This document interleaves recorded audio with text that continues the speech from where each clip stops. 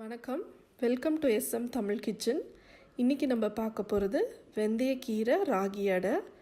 இது வந்து ரொம்ப ஒரு ஹெல்த்தியான டிஷ்ஷு, ரொம்ப சிம்பிளான டிஷ் கூட. ஸோ ஃபஸ்ட் இதுக்கு தேவையான இன்க்ரீடியன்ட்ஸ் வந்து நம்ம பார்த்துக்கலாம். அதுக்கு வந்து 2 கப்பு ராகி மாவு. இந்த ராகி மாவு பார்த்திங்கன்னா இது நாங்கள் வீட்டில் அரைச்ச ராகி மாவு. நீங்கள் வந்து கடையில் கூட கிடைக்கிது, ஸோ அது கூட யூஸ் பண்ணிக்கலாம்.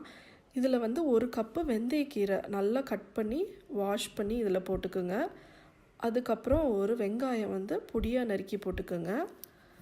அதுக்கப்புறம் வந்து குழம்பு மிளகாத்தூள் இல்லாதவங்க வந்து வெறும் மிளகாத்தூள் யூஸ் பண்ணிக்கலாம். குழம்பு மிளகாத்தூள் வந்து 2 ஸ்பூன் போட்டிருக்கேன். அதுக்கப்புறம் பூண்டு 2 பல் நசுக்கி போட்டுக்கோங்க. அதுக்கப்புறம் தேவையான அளவு உப்பு சேர்த்துக்குங்க. இப்போ வந்து இது நல்லா மிக்ஸ் பண்ணிவிட்டு நம்ம மாவு ரெடி பண்ணிக்கணும். தண்ணி வந்து கொஞ்சம் கொஞ்சமாக ஊற்றி தான் இந்த மாவை ரெடி பண்ணணும். நிறைய ஊற்றிட்டிங்கன்னா அந்த கன்சிஸ்டன்சி வராது. ஸோ வந்து கொஞ்சம் கொஞ்சமாக தண்ணி ஊற்றி நீங்கள் இந்த மாவை வந்து கொஞ்சம் திக்காக பிசைஞ்சு எடுக்கணும். திக்காக பிசைஞ்சு எடுத்தால் தான் நீங்கள் தட்டும்போது அது வந்து நல்லா வரும். ஸோ இப்போ பார்த்திங்கன்னா அந்த மாவு வந்து ஆல்மோஸ்ட் ரெடி ஆயிடுச்சு. ஸோ நல்லா பார்த்திங்கன்னா திக்காக இருக்குது. ஸோ இப்படி இருந்தால் தான் உங்களுக்கு வந்து தவாவில் போடும்போது உங்களுக்கு வந்து அது வந்து தட்டுறதுக்கு நல்லாயிருக்கும்.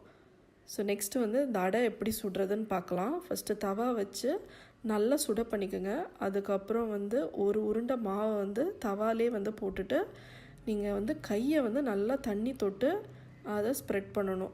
இப்போ நீங்கள் தண்ணி தொடலைன்னா அந்த மாவு வந்து உங்கள் கையோடு ஒட்டி வந்துடும். அப்புறம் வந்து அடையே வராது. ஸோ அதனால் நல்லா தண்ணி தொட்டு நீங்கள் வந்து அந்த அடையை ஸ்ப்ரெட் பண்ணி விட்டுருங்க. ரொம்ப திக்காக ஸ்ப்ரெட் பண்ணணும் இல்லை, ஓரளவுக்கு தின்னா கூட நீங்கள் வந்து ஸ்ப்ரெட் பண்ணிக்கலாம். அப்புறம் ஒரு ஸ்பூன் வந்து எண்ணெய் ஊற்றிக்குங்க. எண்ணெய் வேண்டான்றவங்க வந்து எண்ணெயை வந்து ஒமிட் பண்ணிக்கலாம், இல்லை கொஞ்சமாக எண்ணெய் கூட ஊற்றி நீங்கள் சுட்டுக்கலாம். அதுக்கப்புறம் வந்து 2 சைடும் வெந்ததுக்கப்புறம் இந்த அடை வந்து ரெடி ஆகிடும். இப்போ பார்த்திங்கன்னா இந்த அடையில் வந்து நீங்கள் நிறைய வேரியேஷன்ஸ் பண்ணலாம்.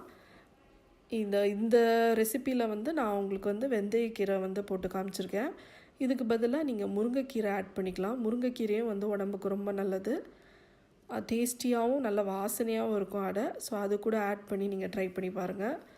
அதுக்கப்புறம் நீங்கள் குழந்தைங்களுக்கு வந்து இனிப்பாக வந்து செய்யணுன்னா இந்த மாவுலேயே வந்து ஏலக்காய் கொஞ்சம் தட்டி போட்டு அப்புறம் வந்து கருப்பட்டியோ இல்லைன்னா வெல்லமோ ஆட் பண்ணி கொஞ்சம் தேங்காயும் துருவி போட்டு நீங்கள் சுட்டு கொடுக்கலாம். அது நல்லா டேஸ்டியாக இருக்கும், அவங்களும் சாப்பிடுவாங்க.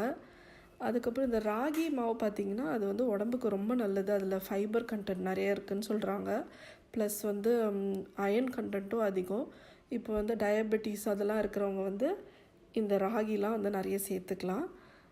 ஸோ இப்போ பார்த்திங்கன்னா இந்த அடை வந்து ரெடி ஆயிடுச்சு. இந்த அடை வந்து ஒரு 2 அடை சாப்பிட்டாலே உங்களுக்கு வந்து ரொம்ப ஃபில்லிங்காக இருக்கும். ஸோ அதனால் வந்து இது நிறைய சாப்பிட்ணுன்னு கூட இல்லை, ஒரு 2 அடை சாப்பிட்டாலே உங்களுக்கு நல்ல ஃபில்லிங்காக இருக்கும். ஸோ இப்போ வந்து அந்த அடை வந்து ரெடி ஆயிடுச்சு.